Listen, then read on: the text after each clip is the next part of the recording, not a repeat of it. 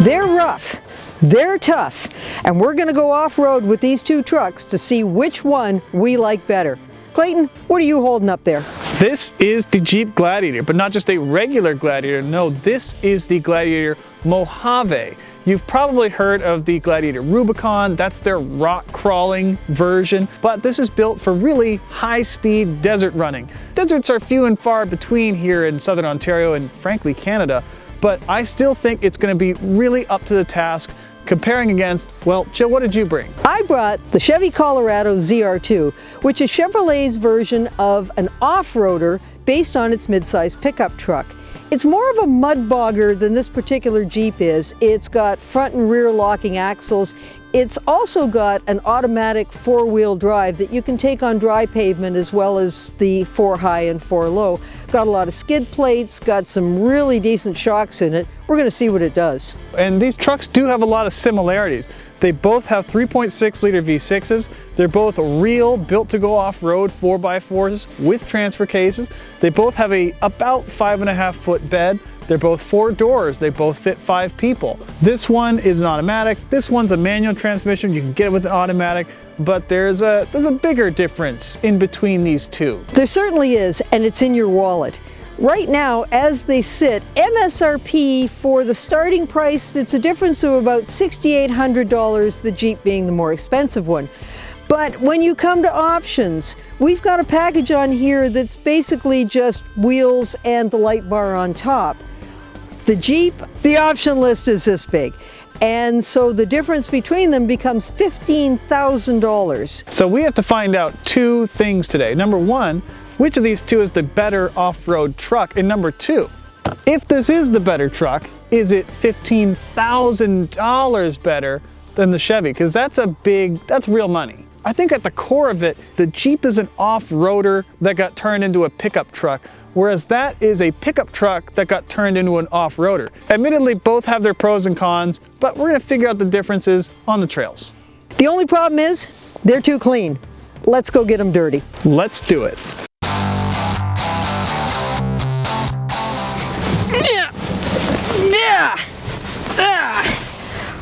One thing where the Jeep has an advantage over the Chevy is the Jeep has a grab handle on the A-pillar for the driver, and Chevy don't got none. And it's a little tough to get in. It's a lot easier to get into the Jeep.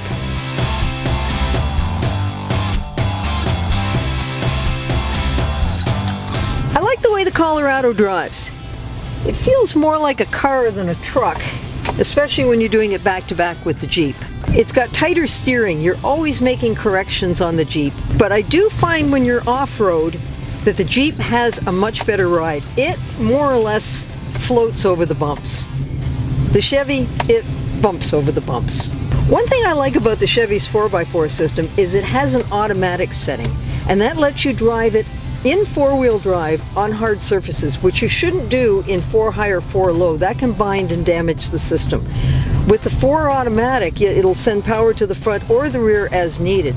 And that's a really nice feature if you're on a road that, say, has bare patches and then you've got bits of snow or ice or wet surfaces. So I really like that part about it. But what really impressed me was how well it worked. Never once did I have to take it in anything heavier duty than this 4-wheel automatic. It got me through bogs, it got me through ice, got me through everything, and that's very, very impressive.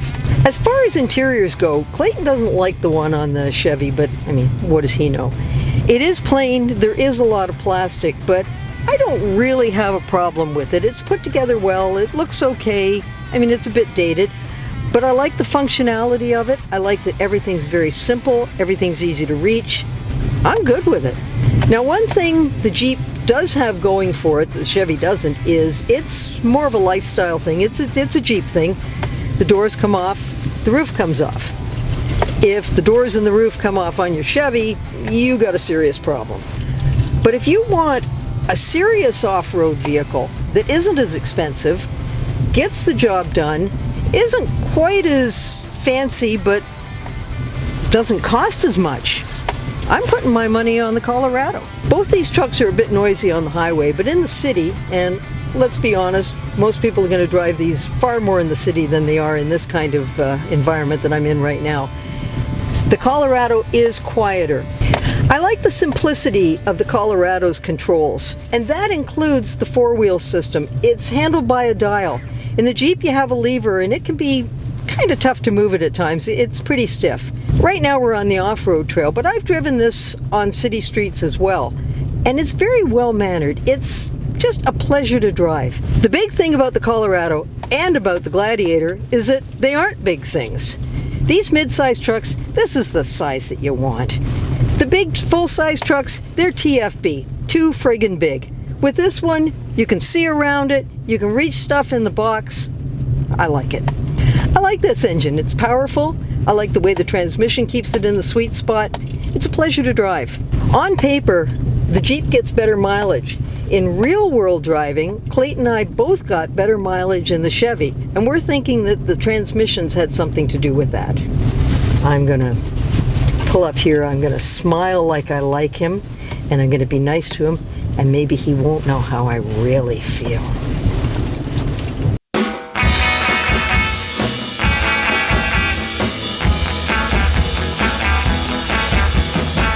I just respect Jill so much as a coworker, and you know, she's great to work with. Oh my God, she's awful. It's the worst.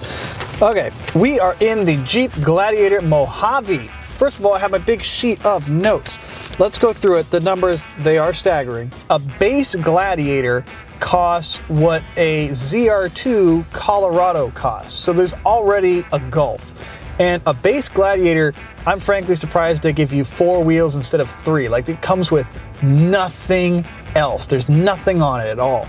The Gladiator Mojave costs $54,845. This is an expensive truck, and as you see it here, $68,000, $70,000, and I still have to do this.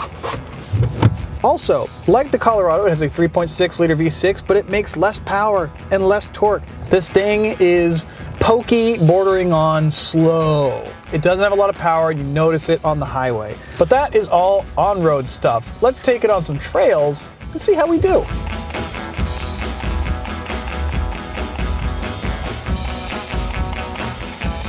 So, the party trick of the Mojave is that it has Fox shocks all around, and that means that bumps aren't really a thing.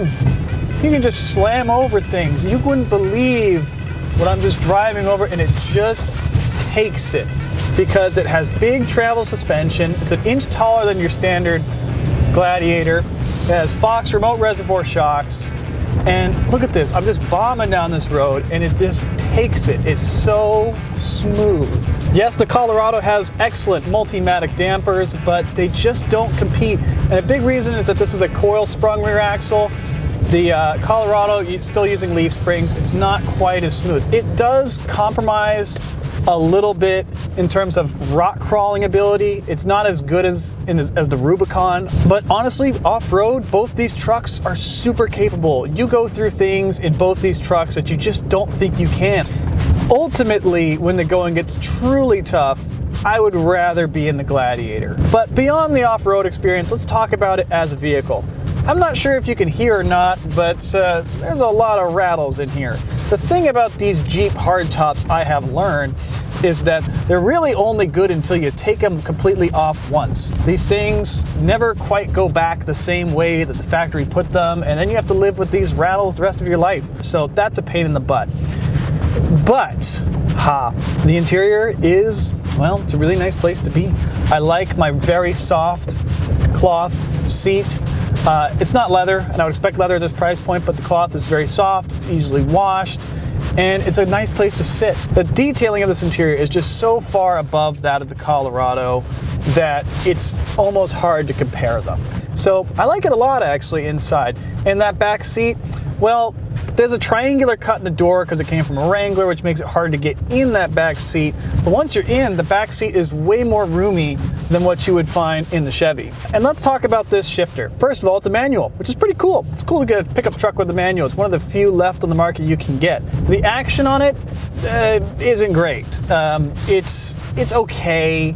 the throws are long, they're not precise, it's questionably something that you want to use every day. I don't expect it to be like a Miata shifter, but it's bordering on a hindrance. The automatic is a big option. It's over $2,000 to get the automatic. So would you pay $2,000 extra? Of my own money? No, I don't think so. But if they were at the same price, I'd go with the automatic. Both of these trucks have, frankly, mediocre stereos. I give them a Clayton stereo rating of like maybe 6. So Jill might not enjoy listening to her opera music as much in the Colorado. That's right, Jill does listen to opera when she drives anywhere or goes off-road. So, is it a better truck overall than the Chevrolet? Well, that I think we might have to discuss with Jill. So, if she's done listening to her Pavarotti, maybe let's go see how she's doing, and let's wrap up these two trucks.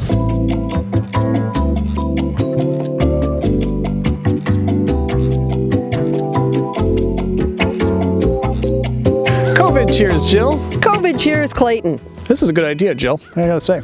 It's a great idea, except, Clayton, I don't have a place to actually set this down. The Jeep Gladiator has a built-in cup holder in the tailgate, which is really nice, and that's a feature you won't get in the Chevy Colorado. What do you have? Well, I don't have a cup holder. I do inside, but I do have heated seats, and they are power adjustable. I do have the locking front and rear axles. I do have the automatic four-wheel drive. So it does have a lot of things that the Jeep, well, just doesn't. And I also have wireless charging, which the Gladiator doesn't have. Now the Gladiator's got some features that the ZR2 doesn't have. It's got navigation, it's got the tonneau cover, but these are all extra charge options. You're paying more for them. That's true, and in fact, I think that's really the biggest thing between this truck, is that this truck has an option list that's, well, it's about this long. This truck has one option, right? This one's only got 2 options on it. It's got the fancy wheels and the light bar and the lights, which are bundled into one, and an extra $495 for its blue paint. That's a lot of money for paint. But I've actually got the list here of some of the standard features that this has. It's got leather seating. I don't have that. You don't have that. Wireless charging. I don't have that. You don't have that. It's got a power front seat. Nope. It's got the spray-in bed liner, which is optional on yours. It's got a Wi-Fi hotspot, although you do have to pay for that after the trial period runs out. And as we mentioned before, it's got the automatic four-wheel, and it's got the front and rear locking differentials, which you've only got one in the back. The point is that that thing destroys the Gladiator in terms of features. Now, what's the Gladiator got going for it? I think it's by far the better looking. Do you think we could agree that the Chevy is an easier truck to live with every day? I would say so, other than the fact that it's easier to get in and out of the Gladiator. I would say that, I think at the end of this, what I have come to is that, Jill might not agree, but I think the Jeep is a better truck than the Chevy. But I will concede 100% that it is not a $15,000 better truck than the Chevy. And I think that in the real world, where you're spending your own money, that matters. I like the Jeep. There's no question. I like the Jeep. I'm going to give the nod to the Chevy for a couple of reasons. The first one, obviously, being the price. The other thing is, this truck impressed me because when I got in the Jeep, I said, it's a Jeep thing. It's going to go anywhere, period. This one I said, well, let's see what it does. And it did an impressive amount of stuff. I took it through a bog that I was sure I was going to be walking or rather swimming out of it. I was really surprised at how good this thing is. And I think that is where I put the nod to it. For the money, the better all-rounder, it's the Chevy. I love the Jeep so much, but that's an impressive package. It absolutely is. If you're an off-road person and you don't know exactly what it is you want, try this. Take this out, see what it'll do. It's going to impress you. So, the winner is? I'm going to give it to the Chevy. For Driving.ca, I'm Clayton Seams. And for Driving.ca, I'm Jil McIntosh. And for more pickup truck reviews and comparisons and information, don't forget to follow Driving.ca on Instagram and Twitter. Cheers. Cheers.